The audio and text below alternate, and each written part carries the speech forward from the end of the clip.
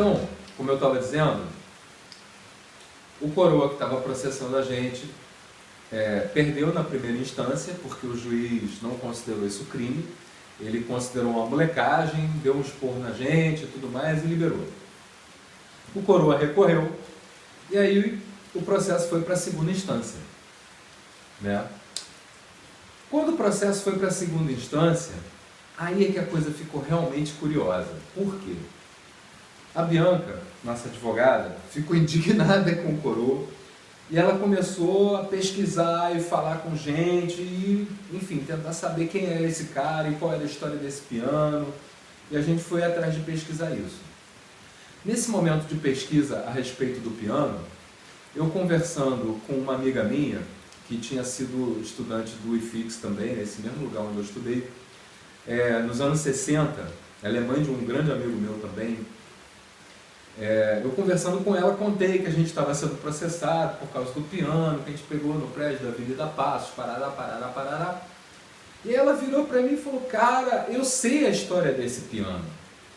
E aí o que ela me contou? Ela me contou que na época que ela estudava lá, em final dos anos 60, existia um professor que tinha vindo, acho que do norte, do nordeste, sei lá, ele veio de algum lugar longe para diabo, e que ele não tinha família nenhuma no Rio, e etc. Então ele morava sozinho, num apartamento justamente nesse prédio da Avenida Passos, que ficava em frente ao ponto de ônibus, e que ele, embora fosse do Departamento de Ciências Sociais, que desse aula, acho que de Sociologia, sei lá, enfim, ele era músico amador, e ele gostava muito de música, era fissurado por jazz e tal, e ele sempre carregava uns alunos que gostavam de fazer som também para fazer som com ele no apartamento dele, porque ele tinha um piano lá.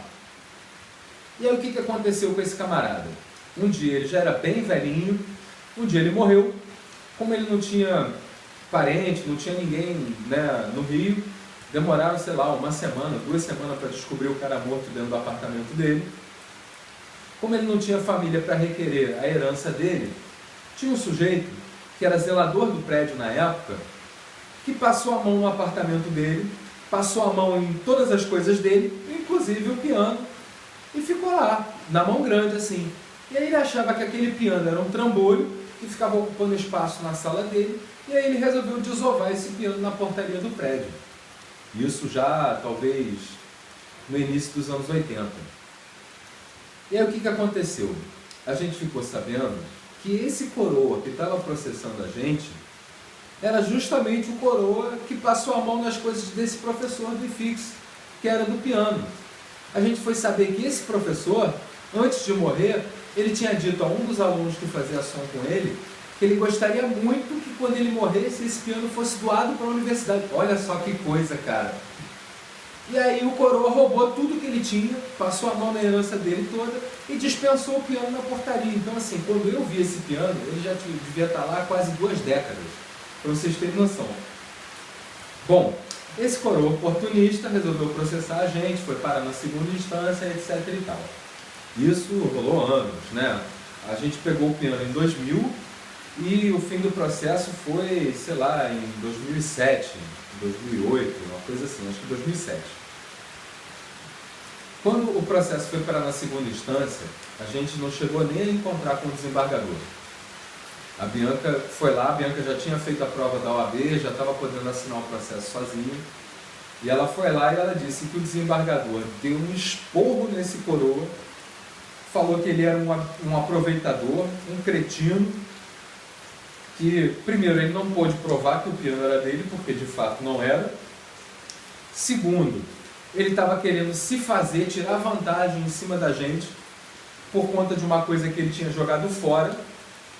E terceiro, a gente pegou o piano e se propôs a botar ele para funcionar, e botar ele para funcionar dentro de uma universidade pública, acessibilizando aquele piano para estudantes de música do país, assim, ou seja, a gente doou para o Brasil aquele piano, né? Então, o desembargador deu um esporro nesse coroa e disse que se ele recorresse mais uma vez, ele ia receber voz de prisão. E aí foi como encerrou o piano. A gente ganhou legalmente esse piano na justiça. Esse piano oficialmente, no laudo final do processo, ele passou a pertencer oficialmente a mim e ao Lucas.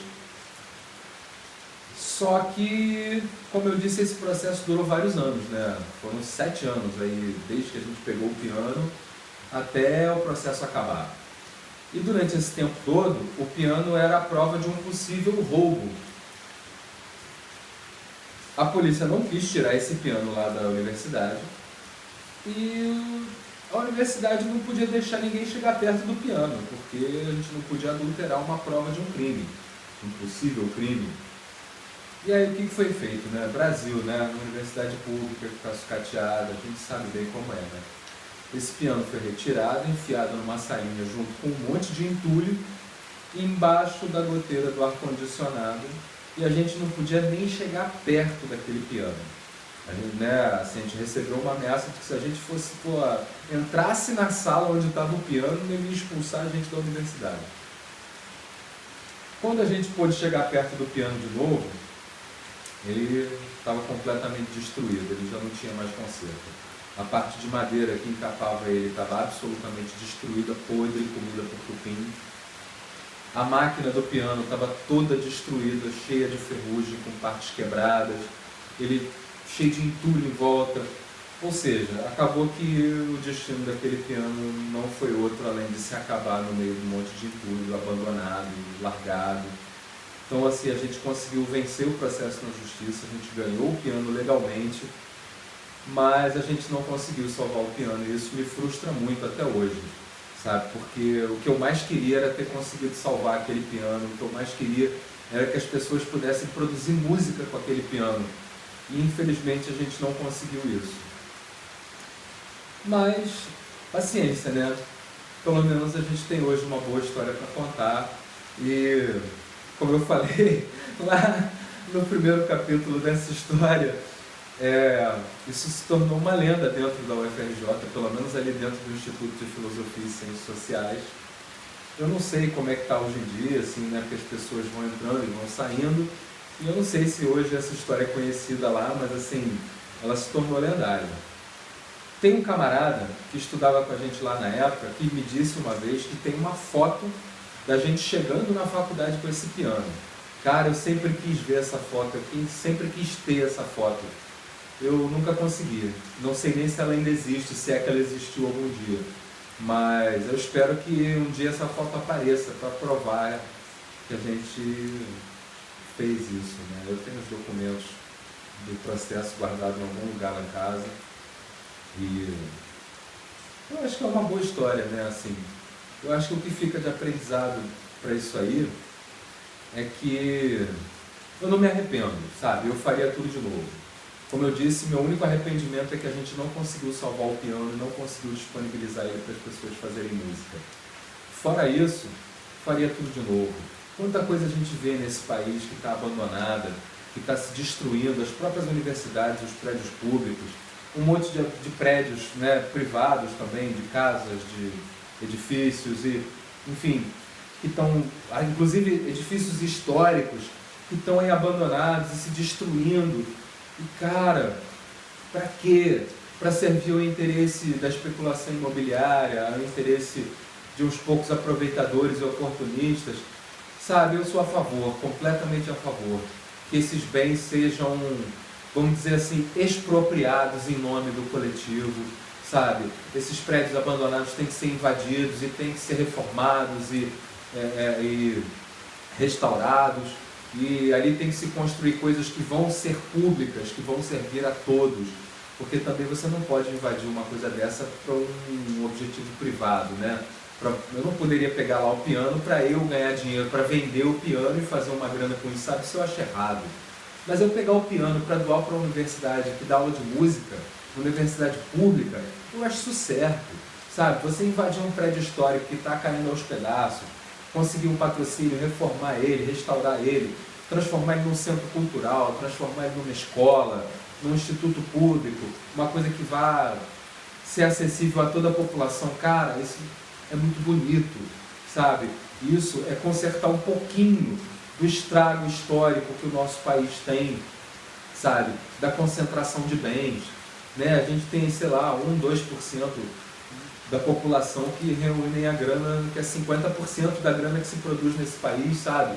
Isso é um absurdo, sabe? Enquanto a gente tem 98%, sabe, das pessoas disputando a outra metade. E desses 98%, sei lá, 10%, 20% pertencem à classe média e o resto é uma galera que às vezes é miserável, sabe? Como é que pode um país tão rico, um país tão grande, a gente ter essa concentração de terras e de riquezas, de bens, de meio de produção na mão de tão pouca gente, que faz tão pouco pelo país, pelas pessoas que vivem nesse país, sabe? Eu sou a favor, sim, da reforma agrária, sou a favor, sim, da expropriação desses prédios abandonados, sabe? Mas que tudo isso seja revertido para o bem público e não para o interesse privado.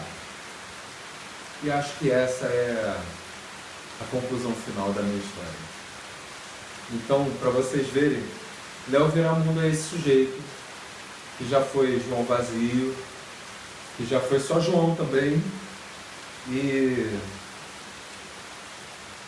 se preocupa muito com aquilo que eu acredito, sabe? Eu sou uma pessoa que, se eu não puder agir conforme o que eu acredito, a minha vida é inútil, sabe? Eu acho que se a gente acredita numa coisa, se a gente acha que aquilo é o certo, a gente não pode protelar, dizer que um dia a gente vai fazer o que a gente acredita, e nem a gente pode falar, mas é muito difícil, é utópico, então dane-se o que a gente acredita, a gente tem que se adequar. Não, cara. Não. Sabe? Citando o grande Mahatma Gandhi, a gente tem que ser a diferença que a gente quer ver no mundo, sabe? A gente tem que atuar nesse mundo sendo aquela diferença que a gente gostaria de ver no mundo. Então a gente tem que fazer aquilo que a gente acredita, a gente tem que tomar essa tarefa para nós, sabe? A gente não pode esperar que apareça o super-homem para resolver os nossos problemas, que apareça, sei lá, né, o salvador da pátria. Não, cara. Todas as pessoas, a gente tem que ver o que é certo e tem que fazer o que é certo, o que a gente acredita. A gente não pode ficar esperando. E acho que o que me impulsionou a pegar esse piano foi muito isso. E assim como esse piano, eu já me meti em várias situações completamente malucas por causa dessa minha atitude de levar muito a sério aquilo que eu acredito, de tentar colocar em prática aquilo que eu acredito.